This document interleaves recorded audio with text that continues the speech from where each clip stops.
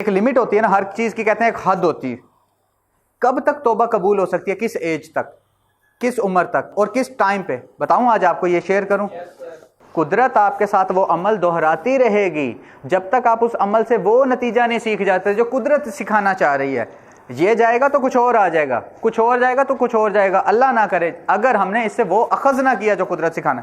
یہ بھی ایک محبت کا طریقہ ہوتا ہے کہ بندے کو پتہ آگے اس کے انجام بڑا برا ہو جائے گا، اس کو تھوڑا سا ابھی کھینچ دو، یہ متوجہ ہو جائے. کوئی بندہ بار بار ویلنگ کر رہا ہو، پتہ ہے اس کا ایسا ایکسیڈنٹ ہوگا، اس کی ہڈی پسلی ٹوٹ جائے گی، تو ہلکی سی اللہ تعالیٰ اس کو چوٹ لگوا کے، ہلکی سی رگڑ لگا کے احساس دلا دیتا ہے کہ دیکھیے لگی ہے نا، باز آ جا. نہیں آئے گا تو ٹانگیں ٹوٹ سکتی ہیں.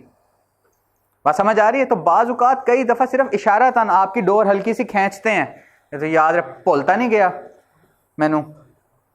ان للہ و انا الیہ راجعون. ہم نے آج نہیں تو کل جانا اسی کی طرف ہے. فکر یہ کرو کہ یار جب میں جاؤں تو اعمال اس کے سامنے رکھنے کے قابل ہیں کہ نہیں ہیں. میں بڑا ہی خوش ہوں گا اگر مجھے اللہ تعالیٰ یہ بتا دیں کہ تیری بخشش ہوگی، مجھے میری آج جان لے لیں، میں بڑا ہیپیلی جانے کے لیے تیار ہوں. میں اللہ سے یہی مانگتا ہوں، یا اللہ جس دن میری توبہ قبول ہوئی اسی دن موت دینا.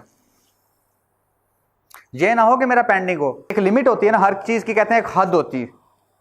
کب تک توبہ قبول ہو سکتی ہے؟ کس ایج تک، کس عمر تک اور کس ٹائم پہ؟ بتاؤں آج آپ کو، یہ شیئر کروں.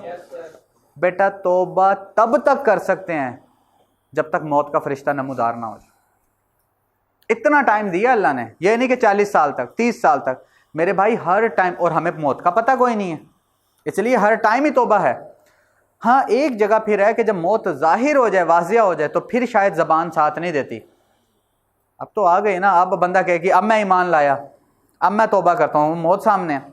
تو اللہ تعالیٰ سے مانگیں، اللہ تعالیٰ مرنے سے پہلے توبہ نصیب. میں کہتا ہوں میری جس دن توبہ قبول ہو گئی اسی دن موت آ جائے کوئی پرواہ نہیں. جانا سب نے، اس سے اچھی کیا موت ہوگی بھائی.